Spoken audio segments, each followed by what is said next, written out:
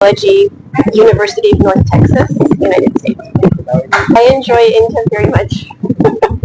I've been on a number of trips to Northeast India. The first one was in 2018, then 2020, 2023, now 2025. Well, I'm working with two communities, the Bodo and the Dimasa, to help them develop a community-based digital archive to help preserve the languages and cultures and their traditions and make information about them available to the communities and the world. I don't know how to answer a question like that. Very friendly, very generous. So I have always seen the machine-made Adonai, and I always wanted to see a handmade Adonai. So finally today I've seen a hand-woven Adonai, and it's really beautiful. What kind of message to give?